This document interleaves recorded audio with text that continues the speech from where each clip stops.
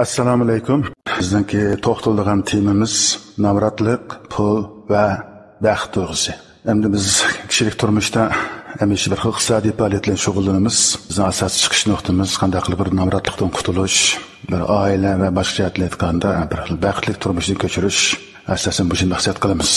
Nurg'un odamlar endi navratlik, pul va baxt tuyg'usi o'rtasida mushuna munosabatni bog'lay olishi mumkin yoki bog'lay olmasligi mumkin hamda. Nurg'un odamning kishilik turmushdagi iqtisodiy faoliyatlari, ishlab chiqarishi, savdo sotiqlarning hammasi umuman qilib aytgan bir istiqyoliy kaldi bir baxt qo'g'lishish. Bu baxtni garchi u aqliy jihatdan amaliyalashtirishga ojiz kelgan bo'lsa-mu, ammo tuyg'usida shunday bir narsa bor hamda. Shunga navratlik, pul va baxt tuyg'usi o'rtasidagi munosabatni hissiy tushunish bilan aqliy tushunish o'rtasida farq intayin zo'r bo'ladi deb o'ylayman. Shunga bizningki odamlarimizga nisbat etgan vaqtida shu navratlik zodi qanday bo'ladi? Pul degan zodi qanday hukm? Nurg'un kishilarningki ko'z oldida pul desa, ya bir xalq puli ya dollar ko'z oldida keladi. Bu bir iqtisodiy hukmmi yoki u bir boylik hukmmi? Zar qanday hukm? Bu odamlarning baxtni tushunishga o'xshash bo'lmasligi mumkin hamda. Endi bu baxt tuyg'usining aqliy tushunishlar, hissiy tushunishga o'rtasida farq bor hamda. Endi bizdan boshqa allarda navratlik degan qanday bo'ladi? Pul degan qanday bo'ladi? Pul bilan boylik farqli hukmmi yo o'xshash hukmmi? Ya'ni lekin pul bilan odamningki baxt tuyg'usi o'rtasida qanday bog'lanish va munosabat bo'ladi degan masala haqida ularningki tadqiqotchilari, olimlari, mutafakkirlari nurg'un izlanishlarni qilib tom kitoblar yozdi. Bu kitoblar nurg'un ko'p qismi xanzuchada nashr bo'lyotdi, nayt oz bir qismi uyg'urchada tarjima qilib nashr bo'lyotdi. Demak, bugungi zamonaviy dunyoda kishilar bir hissiy hukm, quva bir tuyg'u bilan emas, o'zining munosabatdagi har bir shay'i va hukmlar haqida bir aqliy tushunchani hozirlab, bir onglik ravishda yashayotdi. Mana shunday bir bosqich kirdi. Mana bu zamonaviy inson bilan an'anaviy insonning farqi mana bu shunday. Zamonaviy inson o'zining turmushi bilan munosabatda har qanday hukm va shay haqida aniq bo'lgan bir tushunchani tayyorlab, shuni erishib turib yashaydi. Qanday qilish kerakligi to'g'risida bir xil aniq tushunchaga ega bo'lgan narsa. Endi bizning nurg'un odamlarimiz o'zi turmush nurg'un narsaga intiladi-yu, lekin intilgan narsalar haqida g'uvat tushunchalarga cheklanib qilib, bu jihatda yetarli bo'lgan bir xil aqliy bir tuyg'uni, aqliy bir tushunchani hozirlashga sal qaravotdi yoki bu jihatda yetarli sharoitga ega bo'lolmadi deb o'ylaymiz. Endi boylik degan vaqtimizning o'zida nurg'un odamlar pulni ko'z oldiga keltirdi, lekin pul degan bir qog'oz hamda. U bir boylikdanki bir xil simbollik, bir xil ifodalanish shakli hamda. Pul qanday bo'lganda boylik aylanadi. Menimcha boylik degan bir odamningki orzu armonlariga, ularning baxt tuyg'usiga, qoyim maqsadlarga yetishishda vosita bo'lib beradigan buzdaq narsani o'zi boylik deymiz. Ya'ni biz insonni bir kamolatga yetkazadigan, masalan biz bir erkin tanlash doirasiga kirgizadigan, bizning baxt tuyg'umuzni qanoatlantiradigan haqiqiy kuch, moddiy kuch yoki ma'naviy kuchning o'zi haqiqiy bir boylik bo'lib hisoblanadi. Agar bizning so'mkamizda ya bank kartamizning o'zida belgilik miqdordagi pul bor bo'lib, ya 10 ming ko'y, ya 100 ming ko'y, ya 150 ming ko'y atrofida pul bor bo'lib, shu pulga munosib holda endi bu pulni nimaga ishlatish, kishilik turmushimiz bilan qanday bog'lash jihatda ma'lum bir xil aqliy tushuncha bo'lmasa, andaqda bu pul o'z faqat bir xil son va raqamdan iborat bo'lib qoladi. Lekin bizningki hayotimizda munosabatli bo'lgan chin haqiqiy real ma'nodagi boylikqa aylanmay qolishi mumkin endi. Shu odamlarning pul tuyg'usi bilan baxt tuyg'usi yoki boylik tuyg'usi o'rtasida ma'lum bir balans yoki yaqin bir bog'lanish bo'lmaganda, bizning pulimizning sonining qanchalik bo'lishidan qat'iy nazar, bizning oilamizga, jamiyatimizga, jumladan bizning kishilik turmushimizga baxt va qanoatlantirish tuyg'usi olib kelishi notayin bo'lib qolgan narsamdi. Endi baxt degan masalasiga kelgan vaqtida bu balkim subyektiv hukm bo'lishi mumkin. Obyektiv hukm bo'lishi mumkin ba'zilar narsalarda. Bir qalandar, bir tilamchimi, hech qanday bir mol-mulkka ega bo'lmasa-mu, hech qanday bir ijtimoiy o'rni bo'lmasa-mu, u subyektiv jihatdan o'zi baxtga his qilishi mumkin endi. Uning bir qatimli tamoqqa to'yinib, xotirjam bir uxlayotgan vaqti ehtimol uning nazarida baxt bo'lishi mumkin endi. 1 millioner bor, u yana o'zining pulini taqim ko'paytirish uchun o nayet chiroyli, go'zal, pokiz bir mehmonxonada yoki o'zininki hashamatlik bir sariyda yetib xotirjam uxlayolmay balki tashvishlik o'ylarga giribdor bo'layotgan bo'lishi mumkin endi. U shuncha pul turib, yana bir tashvishlik, bir krizislik tuyg'udan ichida yashaydi endi. Buni endi biz ma'lum jihatdan vaqtda shu bir odamning shu vaqtdagi hayotiningki baxt ko'rsatkichininki ko'ngildagidek bo'lmaganligini bir xil mayallashtirib biz bu jihatdan vaqtda. Andaqda bir tilamchininki bir mulksizning bir namratning xotirjamlik uyqusi yoki uning turmushda g'am, andisha, tashvishning bo'lmay, shu bir oddiy turmushning ichidagi kundalik hayotiy kafolati ega bo'lgan doiradagi bir qanoat tuyg'usini biz baxt desak, bu to'g'ri bo'lamdi? Yoki biz shu millionerninki o'zining boyligini ko'paytirish, ijtimoiy ta'sirini ko'paytirish yoki o'zining shirkatining, korxonaning taraqqiyotini ilgari surish jihatiga surgan g'am xiya, o'y xiyollar tufayli uxlayanmaslikni o'zimiz bir baxtsizlik desak bo'lamdi. Andaq bu yerda tabiiyatda baxt degan nima degan bir masala haqida amaliyotga uyg'un bo'lgan obyektiv bir o'lchamni turg'izib chiqish to'g'ri keladi. Shuna baxt to'g'risida psixologlarmi har xil izlanishlarni olib bordi, madaniyatshunaslar, insonshunoslar har xil izlanishlarni olib bordi. Ixtisosshunoslar har xil izlanishlarni olib bordi. Bu vaqtda yozilayotgan kitoblar nayt ko'p. Biz o kitoblarning nayt az bir qismini ko'rishga muyassar bo'la oldik. Yoki bizning nurg'un ko'p sonli odamlarimiz bu kitoblarni nazar og'dirishdan yiroqda, hatto bu haqda tafakkur qilishdanmi, o'ylashdan nayt yiroq turibdi. Shuna bo'lganda biz hamda baxt hamda ma'lum subyektiv ma'noga ega, ham bir obyektiv ma'noga ega. Bizning kundalik turmushimizda bizning ehtiyojimizni qandirib ketadigan darajaga moddiy boylik bo'lmay turibmi, biz baxtga erisha olmaymiz. Biz shunga o'zimizning turmush munosabatlarga yetarlik uy, turalg'u, moddiy aslaha, ijtimoiy o'rnimiz, anandan bizningki kerim ehtiyojimiz qamdalaydigan darajadagi muqim bo'lgan bir xil xizmat o'rnimiz, shundan bir vaqtda boshqa doiraga moddiy doiraga kirgan bizning boyliqlarimizning o'zi bizning kundalik turmushimizda baxtga erishishimizda, shundaqla o'zimizning oila talablarimizni baxtga erishtirishimizda kam bo'lsa bo'lmaydigan bir obyektiv shart-sharoitlar bo'lib hisoblanadi. Ammo nurg'un odamlar va shundaq bir boyliqlarga ega bo'lib turibmi, hatto o'zining ehtiyojini eshib ketadigan darajada hassalab boyliqlar ega bo'lib turibmi, tashvish bilan g'am andishalar yashaydi, oilada bir xil parokanchilik, oilada er-xotinlarning inoqligi ittifoqi yaxshi emas, bolalar bir xil parokanda, oilaning illiqligini ko'rolmaydi, yoki bo'lmasa u odam jamiyatda to'rt odamning orasida ma'lum inovatga ega emas. Bu nima uchun bo'ladi? Mana bu odam garchi baxtli bir turmushdagi moddiy sharoitni hozirlashga erishalgan bo'lsa-mu, ammo u psixik jihatdan, ro'y jihatdan qanday qilish to'g'risida yetarli tarbiyaga ega bo'lmaganligi yoki shu jihatda o'zini tanishlashiga layoqli ega bo'lmaganligi tufaylidan moddiy farovonlikning ichida baxtsizlik davrini boshdan kechirishga majbur bo'lib qoladi. Shunga bizlarga baxt mana bunday kelganda o'z navbatida bu bir subyektiv hukm bo'lib hisoblanadi. Endi subyektiv hukm degan vaqtimizda bir odamningki ma'naviy saposi, aqliy saposi, kichiklik erishgan tarbiya, lekin ulardagi ma'lum bir diniy aqida, go'zallik va razillik haqida yetishtirgan bir xil bir farqlantirish jihatga o'lcham, qimmat qarash, axloqiy qarash, oliyjanoblik, lekin o'zining muvofiq to'g'ri bo'lgan bir shansharab qarshi, inovat qarshi qatorliq taraflarni bir odamning kundalik turmushdagi baxtiga xil zo'r ko'rinarli ta'sirlarni ko'rsatadi.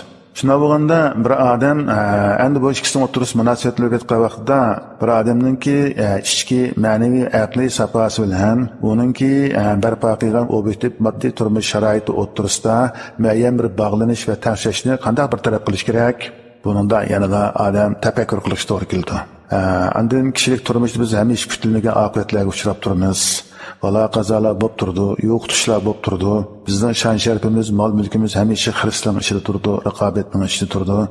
Biz shuncha chechan va aql bo'lsaqmi, shuncha hushyor bo'lsaqmi, kutilmagan vaqtlarda tashqi omillar sababi tufayli oxirgi hisobda bizlarga ba'zi baxtsizliklarga, kutilmagan bir xil ruhiy o'ngsizliklar uchrashi mumkin. Bunday vaqtda biz o'zimizning ruhimizni qanday tanlash kerak bo'ladi? Shuning uchun bizlarga ba'zida ruhiy safoga ega bo'lib turibmi, yetarli obyektiv moddiy sharoitga ega bo'lib turibmi, hamisha bir xil azob yoki bir xil parokanchilik, ziddiyat va siqilish his qilamiz. Bu yerda 3 narsa bo'lish kerak bo'ldi ekanda. Birinchisi bizning o'zimizning turmushiga yetarli bo'lgan obyektiv moddiy sharoit, ikkinchisi yetarli bo'lgan aqliy safa, anandik bu jihat yetarli tarbiyalash, uchinchisi undaqda o'zimizning bir ichki ruhiy safasi bilan ilkimizni bog'layotgan moddiy boylik o'rtasidagi munosabatda qanday bir tashlash iborat bo'lgan narsa. Shuning uchun bu tashlashdan bunalik sharoit talab qilib qoladi. Ba'zi obyektiv sharoit bizning ba'zi vaqtida ichki baxt tuyg'umizga, parazitimizga bekrak murojaat qilishga bo'lsa, ba'zi vaqtda biz shu obyektiv makon zamonning ta'siri bilan biz ko'proq zehnimizni, vaqtimizni o'zimizni moddiy sharoitimizni yaratishga ko'proq qaratib qolishimiz mumkin. Shuning uchun bu jihatda biz turmushda, ya'ni biz ustozga, maslahatchiga, yaxshi odamlardan tashkil topgan bir gumanitar muhitga, insoniy aloqalarga muhtoj bo'lib turibmiz. Mana shu manzilga yetgan vaqtda biz kunlik turmushda hamish erishganlarimizni qanoat qilmay, erishganlarimizni qaraganda hasilab aql farosat bir bepoyon psixik bo'shliq bo'lishi to'g'ri kelib qoladi. Biz shu ham erishganlarimiz emas, yana oldimizda turayotgan bo'sh qarab intiladigan vaqtimizda o'zimizni hamish tarbiyalab turish kerakligini his qilib qolamiz. Shuning kundalik aloqada turmushda kitob o'qish, hamisha bir aqliy munosabatda bo'lish, tafakkur qilish bizning kundalik turmushimiz kam bo'lmaydigan muhim bir tarkiblarning birisi bo'lib hisoblanadi. Nurg'un odamlar hamisha baxtda, pul haqida xiyol surdi. Ammo namratlik qanday hukm vaqtda oz diqqat qilishim mumkin endi. Bu namratlik haqida hukm taraqqiy qilayotgan davlatlarningki iqtisod olimlari va mutafakkirlari, jamiyatshunoslari yaqindan diqqat qilayotgan masala. Biz hamisha namratlikdan qochamiz, namratlikdan qutulish uchun tirishchilik ko'rsatamiz. Ammo namratlik degan zodi qanday bo'ladi? Uning mohiyati qanday? Namratlik zodi qanday oqibati kelib chiqqan? Namratlikdanki bizdanki shu psixik safoyimiz, aqliy quvvatimiz, jamiyatga o'rnimiz bilan bo'lgan munosabat zodi qanday bo'ladi degan masala haqida az boshqa turamiz. Endi odatda namratlikning o'zimi bir iqtisodiy hukm endi. Xalqarodagi nurg'un iqtisodshunos olimlar namratlikdan kelib chiqish to'g'risida jiq to'xtalgan. Bo'libmi shu taraqqiyot iqtisodshunosligi deymiz, taraqqiyot jamiyatshunosligi deymiz. Mushsadik olimlar va mutafakkirlar bu jihatda jiq izlangan endi. Endi bir jamiyatda taraqqiyot degan bir narsa bor endi. Bu taraqqiyot iqtisodiy jihat taraqqiyotini ko'rsatadi. Shundan bir vaqtda odamning madaniyat va ma'rifat jihat taraqqiyotini ko'rsatadi.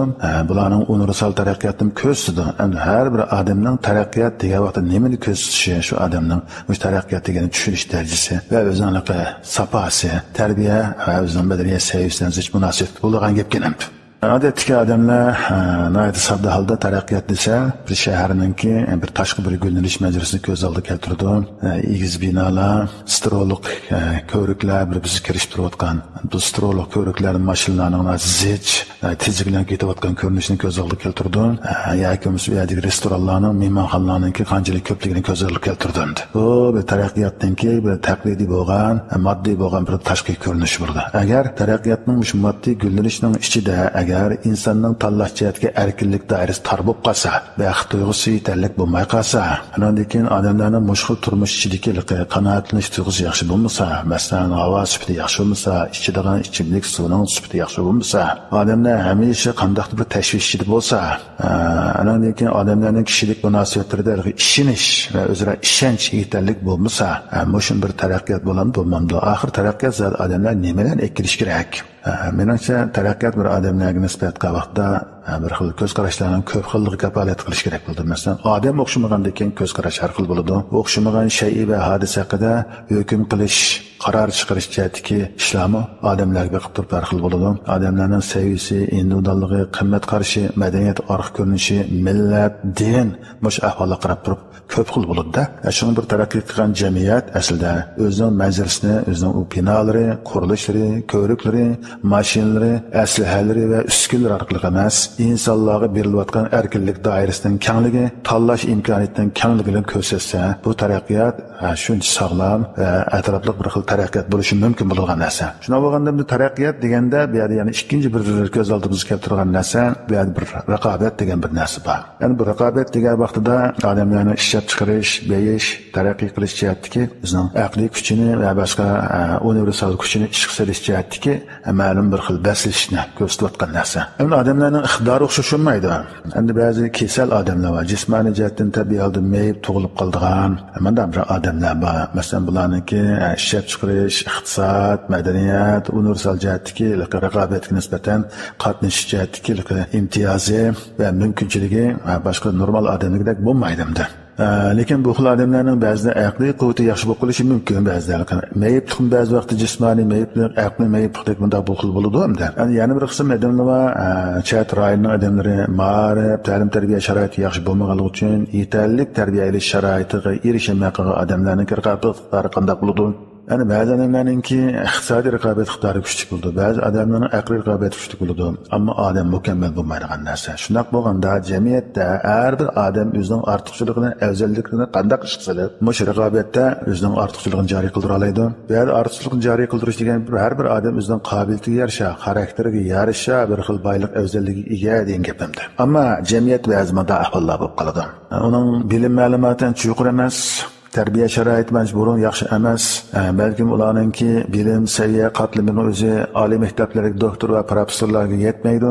Ammo ularning tavakkul qilish iqtidori yaxshi, qonunlik bilan pul topish iqtidori bo'lishi mumkin. Shundan ba'zi jamiyatlar iqtisodiy jihatdagi mumkinchilikka ega bo'lgan odamlarning boylik yaratish sharoiti yaxshi bo'lib qoladi.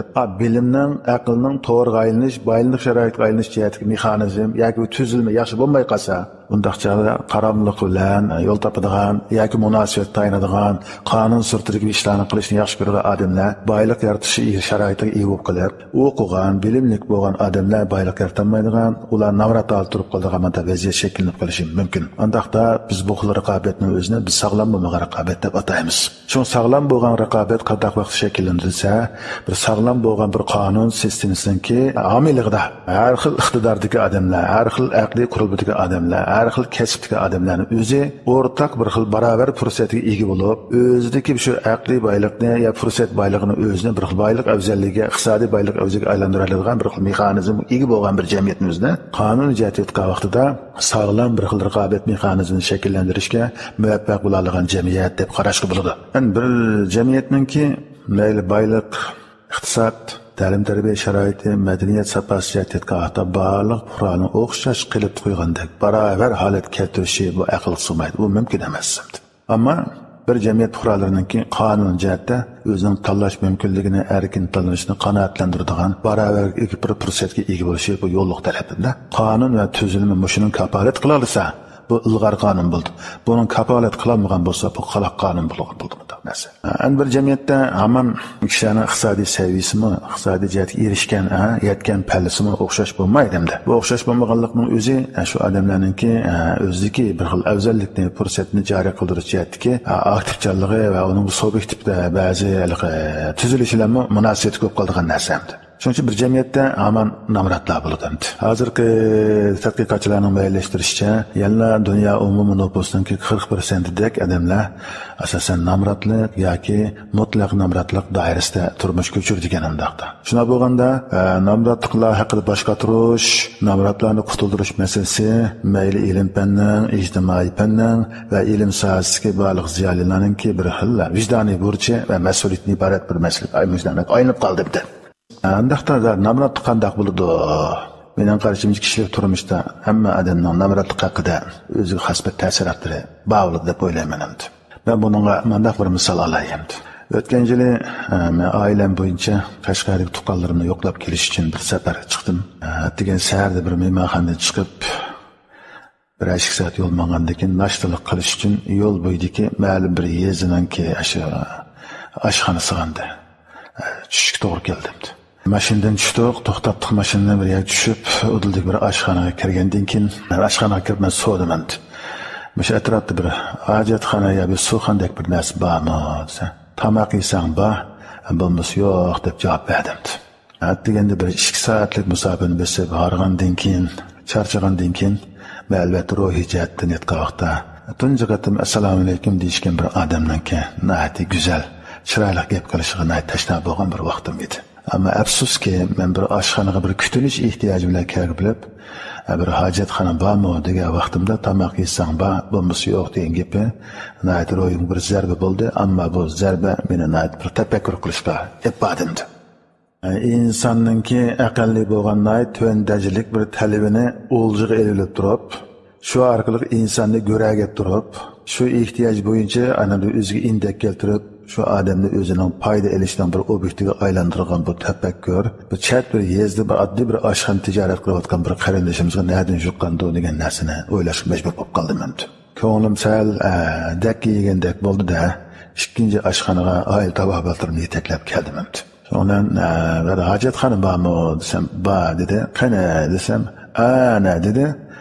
Men o ko'rsatgan tarafga qarasam, yo'lning u qasdig'ida azroq shu deganlik etiz, uni o tarafida qo'noqliq turibdi.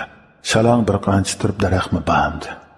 Deb men buni tushungan bo'ldimda, buni ibtidoiy bir hojatxonaning bu yerda borligini ko'rsatdim. Bir pul olmaydigan, suxonasi yo'q bo'lgan, tozalik qilish mumkinchiligi bo'lmagan, ibtidoiy insonlarga mansub bo'lgan bir tabiatdan iborat bo'lgan bir hojatxonani ko'rsatib bu qarindishim deb o'yladim.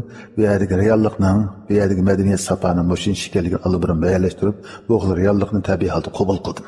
Shundan yo'lning o tarafiga o'tishimiz bilan o tarafdagi etizlik tarafdan bir qancha ayollar chiqib keldi. Bir qancha bir kelinchak bor, bir mo'may bor, yana bir o'g'il bola bor, pushab qoladigan bir kuchaylan bor. Ularning o'zlarining hojatini ravo qilib o tarafdan qaytib kelyapti. Shundan men o'yladim endi. Yaratuvchi bizga mana bir keng bepoyon zaminni beribdi. Bu zaminning ustimi boylik bilan to'shab ketibdi. Ostimi boylik bilan to'shab ketibdi.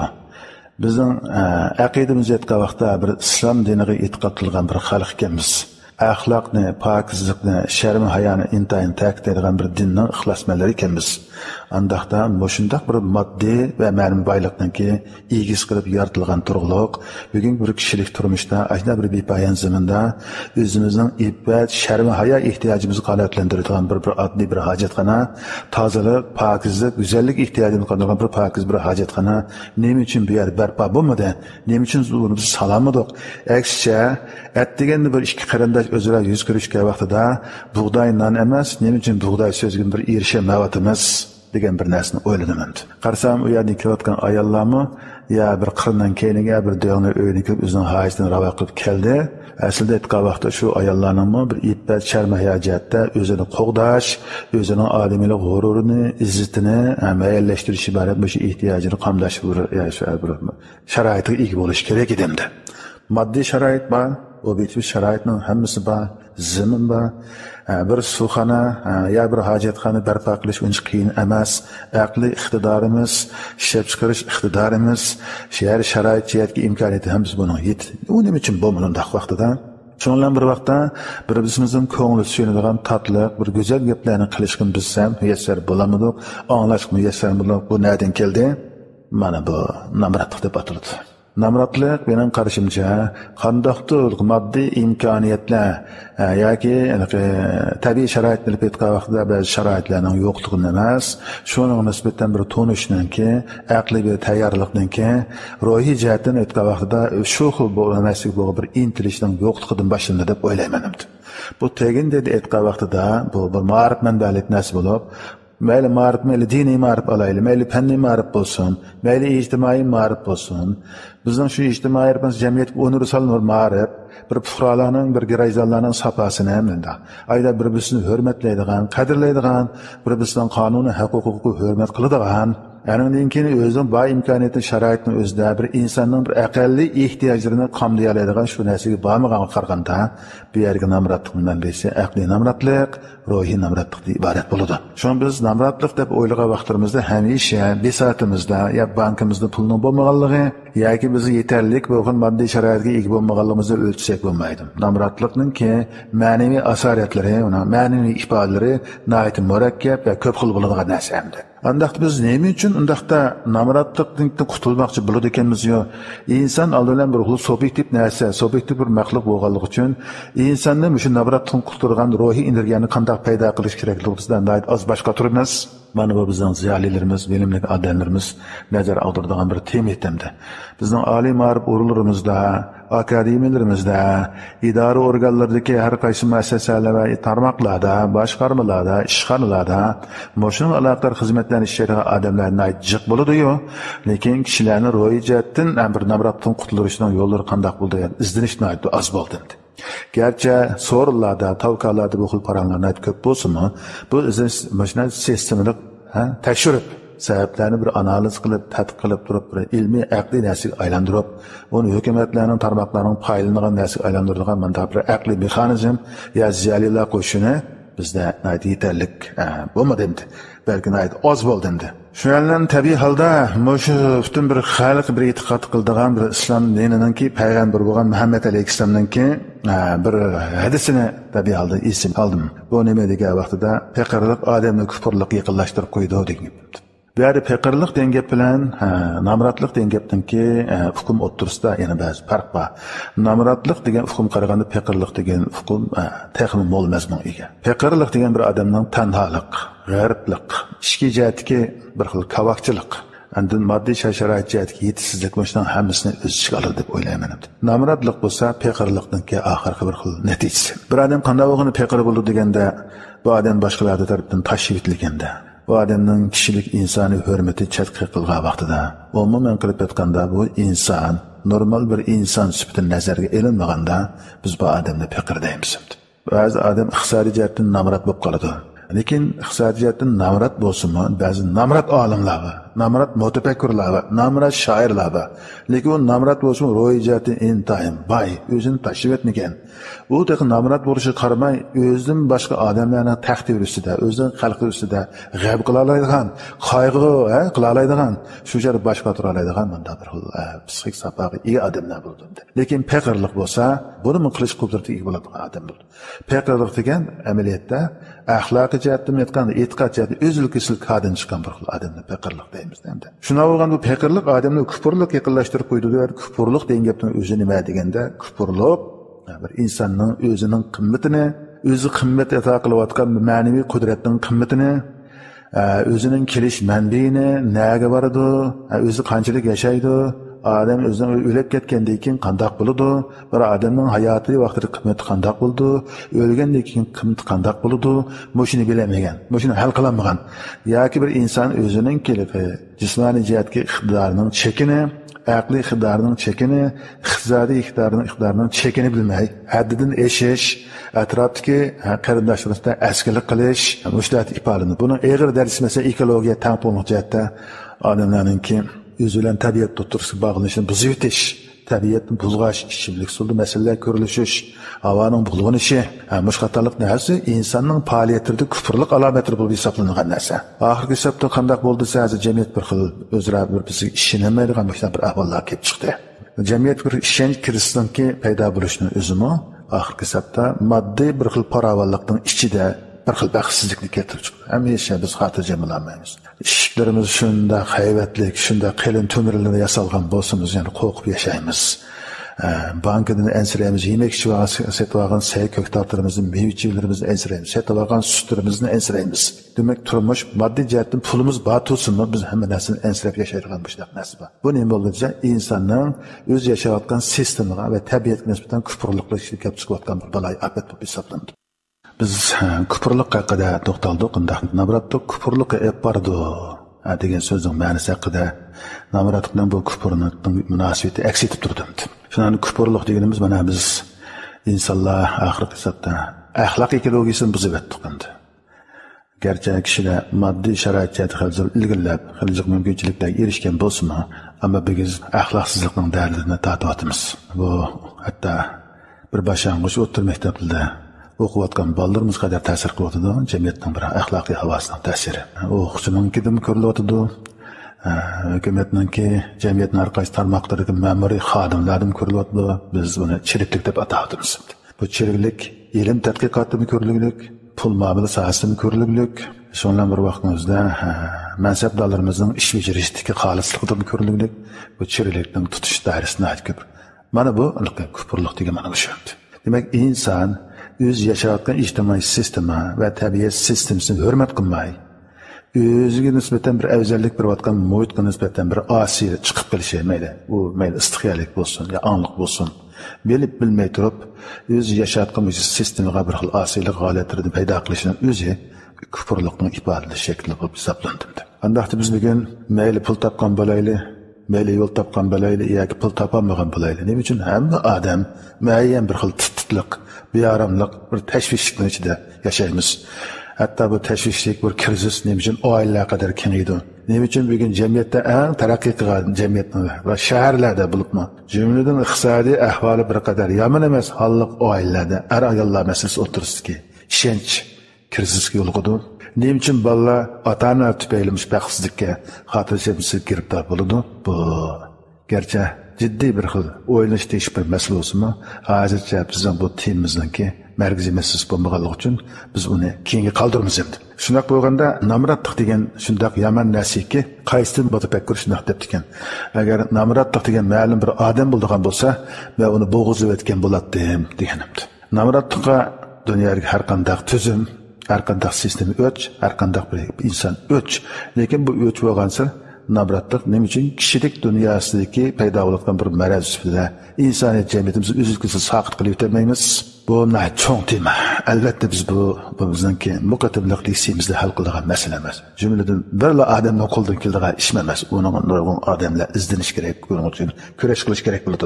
Biz faqat bir namratlik degan qanday bo'ladi deganni biz bir qancha ifoda jihatdan bir ko'rib beqish to'g'ri keldi.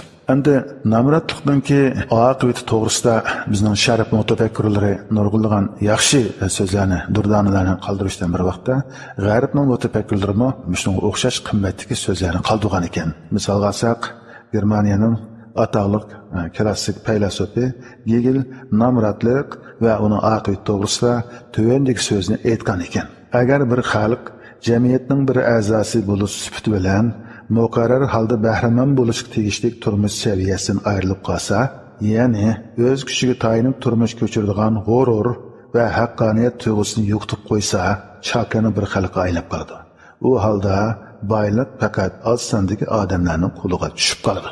Hegel bundan taxminan 2 asr ilgari yashagan bir mutafakkur sifatida mush so'zni aytgan bo'lsa-mu, bu so'zning umumiy ruhi nayt ajabnaligi bugungi bizning davrimizga uyg'un kelib qoldi ekan. Shunday bo'lganda inson aslida tug'ilishli barobar bo'ladi. Uning barobarligi uning qo'l putining yoki badan eg'irligining barobarligi emas.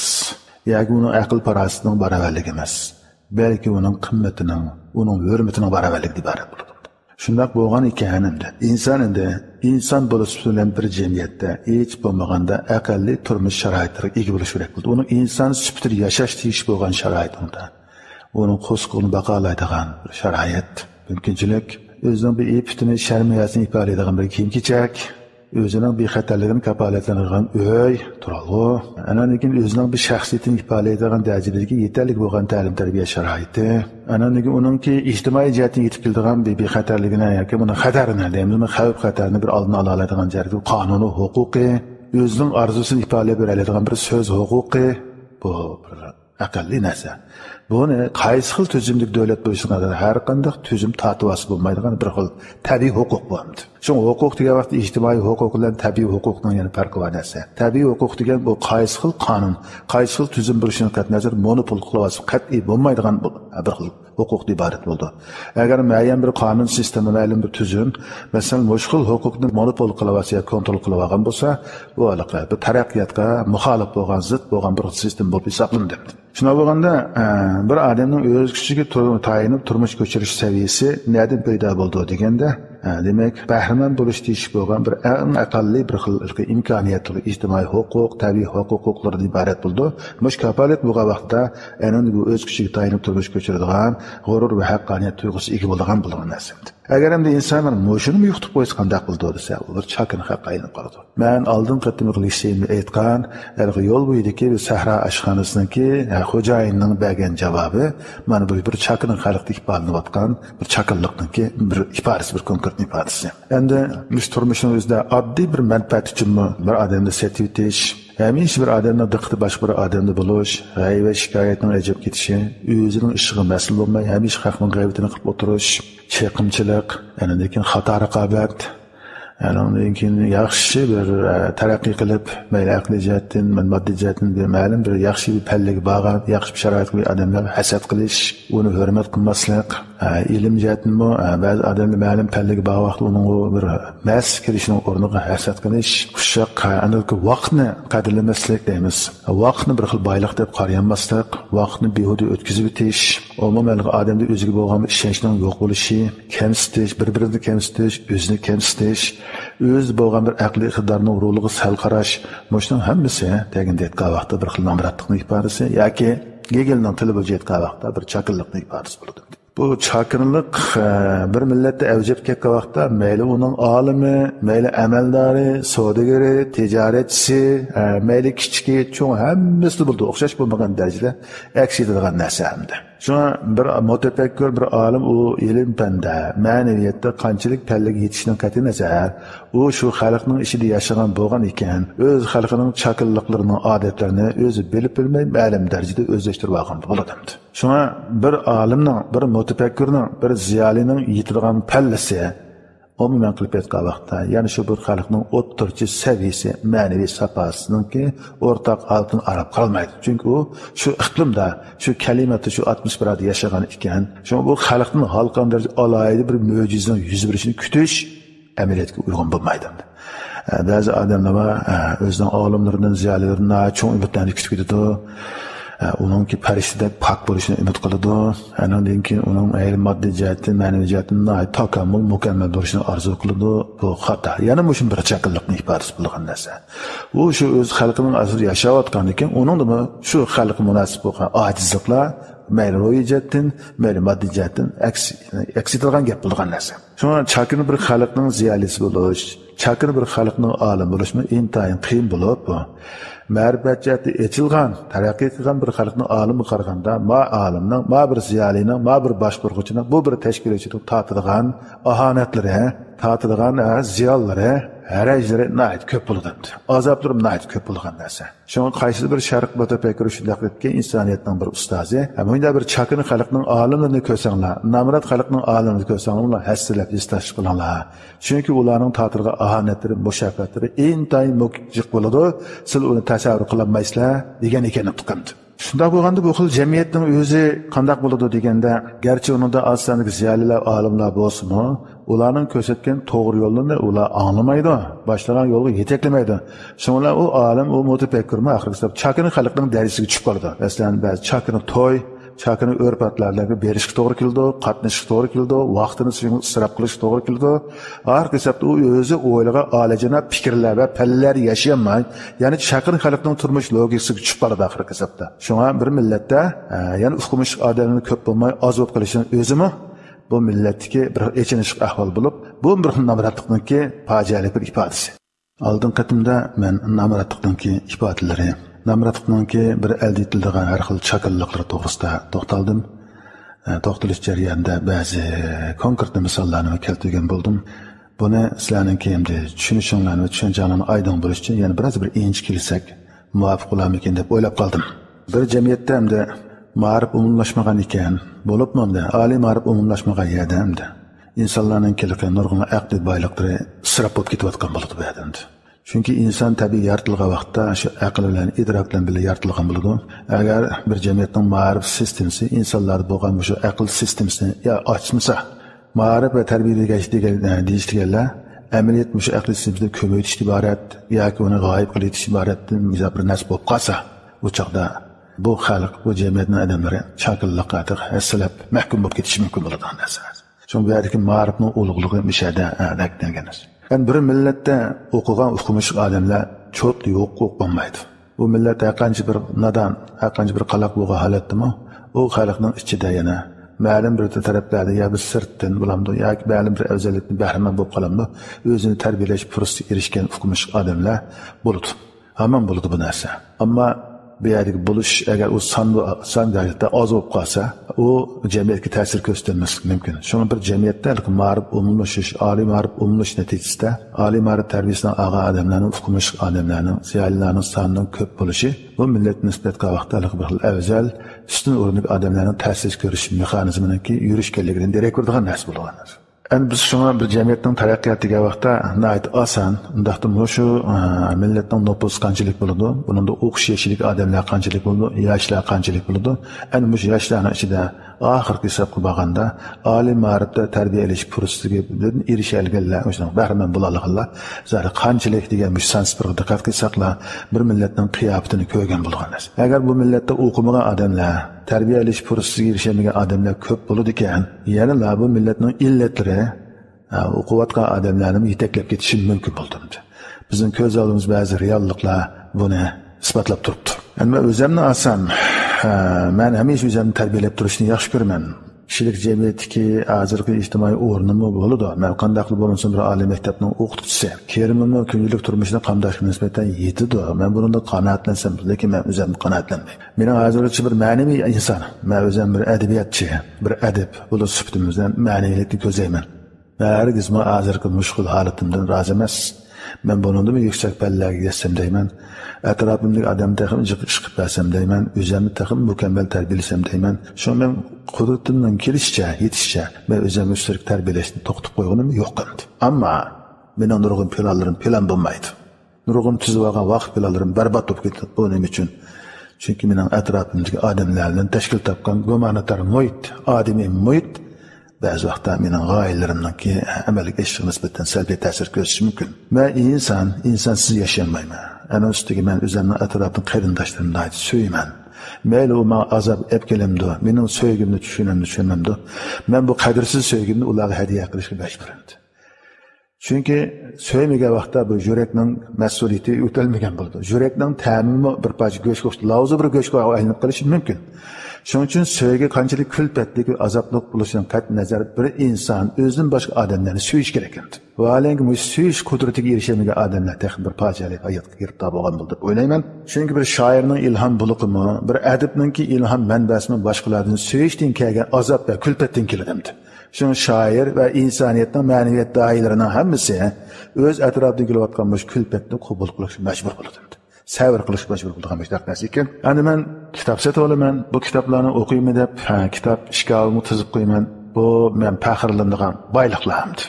Men har oyda iqtisodimning xali ko'p qismini sarf qilib, men kitob sotib olaman. Bu kitobni sotib olishga nurg'un muddalarim bor, maqsadlarim bor. Ba'zi muddalarim ijtimoiy jamiyat munosabatidagi, ba'zi o'zimning kishilik xarakterimni tarbiyalashga munosabatli bo'lgan narsa, lekin shularni o'qish, tark qilish vaqtlar munosabatli narsa. U vaqt har bir odam uchun bir sotkada 24 soatdan taqsimlab berilgan narsa, qisqarmaydi, uzarmaydi. Gap shu vaqtning paylanishidagi pozitsiya bilan bog'liq bo'lgan narsa hamda. Shuna vaqtning paylanishidagi pozitsiyasi aktiv bo'lgan odamlarning vaqti jiq bo'ladi. Vaqt jihatdan paylanishidagi pozitsiyasi pasiv odamlarning vaqti oz bo'ladi. Bu yerdagi bir narsa hamda barkat degan bu vaqtdagi barkat bizning shu vaqt jihatda paylash jihatga ong'liligimiz va jihatga aktiv pozitsiyasi bilan zich munosabatli bo'lgan narsamdi. Hamda bir jamiyatning bir ekologiyasida odam o'ylanish tegishli nurg'un taraflar bo'ladi ekan, qaysidir bir dana mundaq bir gapni aytgan ekan hamda. Agar bir qavmningki boylari bexil bo'lsa, amaldorlari xalqni so'ymaydigan bo'lsa, aksicha u shaxsiyat cho'p ketsa, olimlar o'zlarining degan amallariga amal qilmaydigan bo'lsa, andaqda bu xil jamiyatdagi turmushdan albatta ya'ni ustidan ya'ni osti yaxshiroq, ya'ni bir o'lgan yaxshiroq degan gapim. Agar mush xalqning boylari saxiy bo'lsa, o'zining xalqini o'ylasa hamda amaldorlari butun maqsadi bilan o'zining xalq uchun xizmat qilsa, xalqini beshig'ilib ko'tarsa, butun qilgan atkanlarini xalq uchun beg'ishlasa, olimlar o'zining qilgan demoqchi bo'lgan gaplarga amal qilsa, o'zining yana ilmiga amal qilsa, albatta yerning ostidan yerning usti yaxshi edi. Yana albatta hayot bak go'zal bo'ldi degan gap bo'ldi. Mana bu shu gapdan nima aks etib turdi degan vaqtida, ya'ni boylik, huquq, ilmdan iborat 3 narsaning munosabati aks etib turayotgan narsa. Agar shu boylikning egalari, huquqning egalari va ilmning egalari shaxsiyatchi bo'lib ketsa, andaqda shu al umuman sapi o'zlik kesil chaqin bir alga aylanib ketganlikdan darak ko'radigan bir belgi bo'ladi. Agar şu davrning, ya'ni shu xalqning boylari o'z xalqininki mavjudligi bilan o'zining boyligining munosabatini yaxshi bilib tushunsa, ya'ni o'zining boyliklarining kelish manbai shu xalq, ya'ni shu o'zining atrofidagi xalqning amigigi bo'ladi, shularning iste'moli bo'ladi.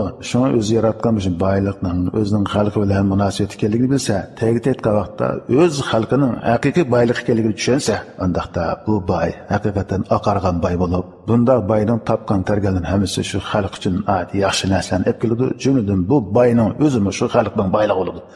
U boyning moddiy boyliklari, bankadagi pulimi shu xalqning boyligi bo'ladi. Jumladan bu boyning vujudi, aql parasining o'zimi shu xalqning boyligi aylangan narsa. Endi bir amaldor, bir mansabdorning o'zimi aslida aytgan vaqtda nurg'un atrofidagi nurg'un odamlarningki avolisini o'ziga topshirayotgan inson. Chunki bu huquqning o'zi bir omonat. U qandoqdir bizning xususiy mulki emas. Atrofdagi biz masalan 40 odamni boshqaraylik, yo 400 odamni boshqaraylik, yo 4000 odamni boshqaraylik, yo bir noyini boshqaraylik, yo bir viloyatni boshqaraylik. Biz tutayotgan huquq shu yerda yashayotgan odamlarning omonati. Demak, bu xalqning omonatimizni topshirib olayotgan vaqtimizda hamisha biz dir-dir titrab turayotgan bo'lishimiz kerak esladi. Ben bu amonatni nimaga ishlatyapman? Bu amonatga xiyonat qilyapmanmi yoki uni kafolat qilyapmanmi? Buni o'ylab tura oladigan bo'shda bir mas'uliyat tuyg'usi bo'lgan odamning o'zi bu xalqning boyligi bo'ladi. U chog'da bu huquq o'z navbatida kelgan bo'shda bir go'zal narsaki, bo'shda to'g'ri maqsadlik, to'g'ri nishonli odamning qo'liga tushgan vaqtda u xalqqa barakat va omad olib keladigan vositaga aylangan bo'ladi. Yani ilm bu qandaq narsa degan vaqtida ilim bir odamninki ma'naviy hayotiga va moddiy hayotiga, ijtimoiy hayotiga yo'l ko'rsatadigan bir xil belgi bu aslida. Shuning uchun insoniyat jamiyati ilmdan ayrilmaydi va olimdan ayrilmaydi. Bu yerda olimlarning o'zininki ilmiga amal qilmaslikninki ikki xil sabab bo'lishi mumkin bo'ladi. Birisi shu olimning kimdi istixiyalik jihatiga amal qilmaslik. Masalan, shu tamoxurligi yoki xarakter jihatiga yetilishining mukammal bo'lmasligi tufayli u ilm degan gapiga amal qilmaydi, osiylik qiladigan, xiloflik qiladigan, manda mal'un tipidagi bir xil olimlar bo'ladi. Bunda olimlar xalqning ofat bo'lgan narsa. Ikkinchi xil tipdagi bir olimlar bo'ldi. Bu olimlar o'zining ilmiga amal qilishning zarurligini his qiladi, ilmiga amal qilishning xosiyatini his qildi, ilmga amal qilishdanki jinoyatini, oqibatini nayati his qildi. Endi bu to'nib ketgan bir xil olimlar. Buni ariflar desak bo'ldi. Ya'ni haqiqiy bilgichi, haqiqiy to'nug'chilik pallasiga borgan olimlar bu hisoblanadi. Lekin bunda olimlarning o'zining ilmiga amal qilishdanki qonuniy ijtimoiy sharoitlari yor bermagan manda bir olimlar bu. Bunda olimlarning azobi nayat qattiq bo'ldi. Tarixda bunda olimlarning ko'pinchisi tarki dunyolikni o'zini sirtqa olgan, tanha yashagan, zoyilliklar yashagan mushlab asollar bor. Bunda olimlarning tanha qilishni o'zi shu jamiyat ichidagi nayat cho'ng bir isrofchilikdan iborat bo'ladi. Namratlik, pul va baxt tuyg'usi haqida leksiyamizni yana sizning diqqatingizda. Biz namratlikning ifodalanish shaklari haqida har xil misollar, uni ilm sohasidagi, amal sohasidagi, huquq sohasidagi, ijtimoiyatning barliq tarmoqlaridagi ifodalanish shakli haqida universal to'xtalgan bo'ldik. Endi buni bir yakunlaydigan bir vaqt kelib qoldi. Undaqda namratlikning ifodalari qanday bo'ladi? Biz buningki ifodalarini yig'incha qildi bilish uchun uning aniqlamasini, ya'ni ta'birini tushunishga to'g'ri keldi ekan. Ixtisoshunos Ravun Churi degan bir odam namratlikni mandaq bir aniqlam bergan ekan. Agar bir oilaning kirimi eng tuvan darajadagi biologik talabning huddisidan chiqarmasa, u oilani namrat deyishga bo'ladi deydi. Qaytiday, agar bir oilaning kirimi eng tuvan darajadagi biologik talabning huddisidan chiqarmasa, u oilani namrat deyishga bo'ladi degan. Shu vaqtda eng tuvan darajadagi biologik talab degan zar qanday bo'ladi dedi. Endi insonning asosiy ehtiyoji tub jihatdan vaqtda mandaq bo'lishi mumkin hamda. Tamoq yeyish, oziq qilish, kiyim-kechak kiyish, ma'lum turalg'i kapolatiga erishish, endi u og'rib qolsa davolanish, endi avlod qoldirish, mushtiyatki talablarning o'zi biologik talablar bo'lib hisoblanadi. Endi inson bir maxluq qo'ndi. U bir hayvon deymiz. U biologik talab nuqtasidan shunday bo'lib hisoblanadi. Lekin insonni biz nuqul, ya'ni biologik maxluq deyilmaymiz. U yana ma'naviy bir mavjudiyat. Unda bo'lganda uningda bir xil ma'naviy talab, ya'ni madaniyat ehtiyoji bo'ldi. Masalan, bilim olish, ko'ngil ichish, go'zal manzillik yerlarni ko'rish, tomosha qilish, o'zini ifodalash degani so'zlash, yoki boshqalarning go'zal ifodalarini anglash, chiroyli gaplarni anglash vaqtiga keladigan huzurlardan bahramand bo'lish, she'r o'qish, musiqa anglash, usul o'ynash, yaxshi, go'zal so'zlar, do'st, birodarlar bilan ulfatlashish, choy ichib o'tirishning o'zimi insondagi ehtiyojlardan birisi. Bo'lsa, ehtiyoji esa cho'nqur, murakkab ilmlarni tadqiq qilish, tabiatning nozik sirlari haqida izlanish, endi insoniyatningki baxit turmush uchun aytganda ilm-fan tadqiqotini o'qitishga aytgan asos olish, buning hammasi insonning ma'naviy ehtiyojlari bo'lgan narsa. Bu ma'naviy ehtiyojni qamdashishlar bir odamning o'zining imkoniyat doirasida bo'lgan narsa. Ba'zi olimlar shunday darajaga boradimdi. Yüksek bir insani muqamda, ma'naviy muqamda yaşay oladi. Ba'zi odamlar oddiy o'zi bir isqirtibni yashaydi. Shuning hammasi bir xil ma'naviylik mavjud bo'lgan narsa. Shuna bo'lganda endi deyadiki, namratlikning aniqlamasi deganda eng tuvan darajadagi biologik talab degan vaqtda, andaqda insondagi yemisa yashamaydi, uxlamasa yashamaydi, yeb ichish kerak bo'ladi. Kiyim-kechak deganda bir yasanib ketmasakmi, go'zallik talabimizga qandirib ketmasakmi, ammo o'zimizning bir iftini insani bir acizliklarimizni bir yepish, tabiatning bir sovuqlarida bir mudofaalanish ehtiyojini kiyim kiyish, ba'zida biologik talab uchun bo'ladi, ba'zida estetik talab uchun bo'ladi, ya'ni go'zallik talabi uchun bo'ladi. Ammo biologik talab jihatga vaqtda bir o'zimizni bir sovuqdan bir qo'g'dash, qattiq bir qahratonning oldini olish, biz zukan bo'lishning oldini olish uchunmi kiyimiz bu kiyimni? Bunda avvalda bir pag'ani bo'lsin kiyib olamiz hech bo'lmaganda, bir jondan tug'ilgan qo'pol bir narsani kiyimiz, matanimi kiyimiz. İnsan zürül doğru Allah qanday narsani kiydi. Jittiq bo'lamdi, yamoq sog'an tushgan bo'lamdi. İnsan zürül kelgan buni biologik talab etganda biz kiyimning bir estetik taraflarini, go'zallik tarafini, uning posonini, rangini tanlash darsiga bormaymiz. Aldi bilan bir qo'g'dilish doirasida cheklanamiz. Endi turalg'i masalasi, davolanish masalasining o'zi mana shunday hammasi bir biologik talabdan bo'lgan narsa. Endi bir jamiyatning odamlar, masalan bir insonning bir oilaning a'zolarining turmush doirasi agar mushundan halqayanmagan bo'lsa, kundalik turmushlik bog'liq faoliyatlarining o'zi mush doirada cheklangan bo'lsa, unda bo'lsa biz bu odamni namrat deymiz. Balki uni mutlaq namrat desak bo'lgan narsa. Bu yerda endi biz ko'pchilikka bir narsani aslatimiz. 20 asrda Amerikaninki mashhur bir psixolog o'tgan, uning ismi Abraham Maslow. Yani 1908 yıl tug'ilib, 1970 yıl vafot bo'lgan. Bu odamning o'zining psixologiya ta'limotlarida insonning ehtiyoj qatlami degan bir masalani o'tirib qo'ygan. Uni ehtiyoj qatlami nazariyasi deb ataydi ilm fanda. Keyin bu nazariya 20 asrda jamiyatshunoslik sohalarimizga ta'sir ko'rsatdi. Iqtisodshunoslarning izlanishimizga zo'r ta'sir ko'rsatdi. Bu endi buningki ehtiyoj qatlami nazariyasi deganda insonning ehtiyojini cho'ng jihatdan mandaq 5 turga bo'lgan. Birinchisi biologik ehtiyoj.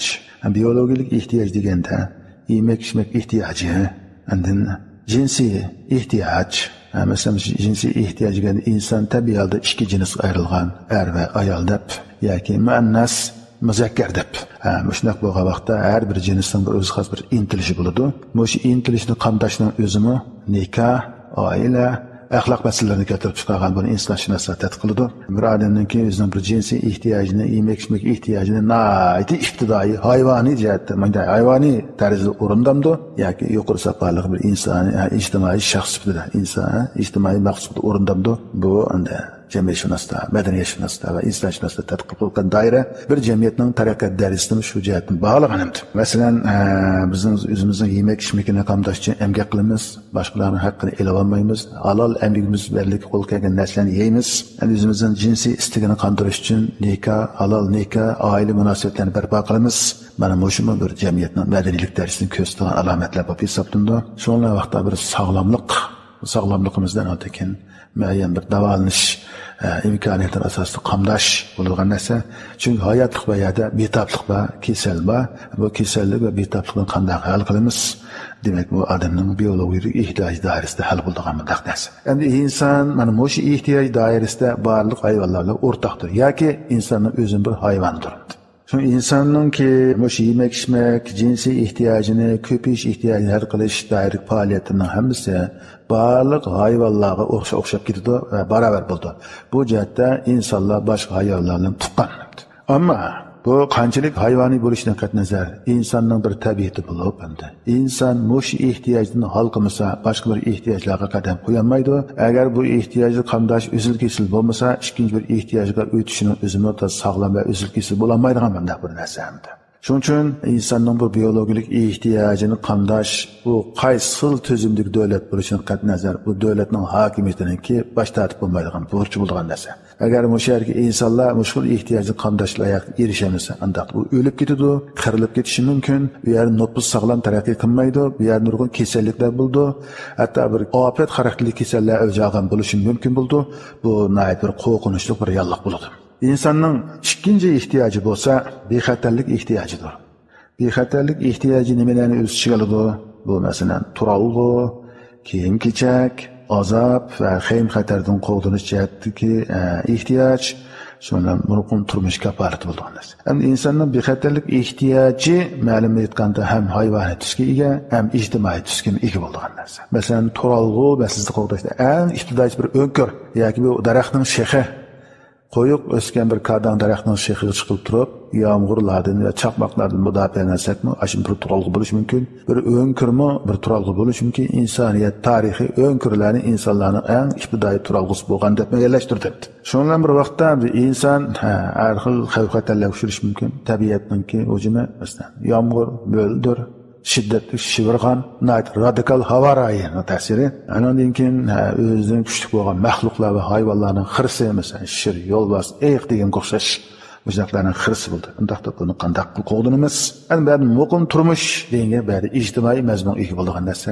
Bari ijtimoiy deganda muqim turmush deganda masalan muqim maosh yoki muqim bir xil kirim kapolati, anandagi bir odamning turmush ritmini o'zgarmay, muqim bir kafolatning ichida davom qilishi qatorliq mazmunlarni o'z ichiga olgan narsa. Shu insonning endi mush turalg'u, kiyim-kechak, endi xavf-xatarlardan saqlanish, xirasdan qo'g'dinish, muqim turmush kafolatini amalga oshirish jihatdagi saviyasi shu bir davlatning yoki shu bir jamiyatningki saviyasini ko'rsatgan bir narsa bo'lgan narsa. Bu qanchaki yaxshi hal bo'lsa, bu jamiyatning ijtimoiy saviyasi yuqori bo'lgan bo'ldi.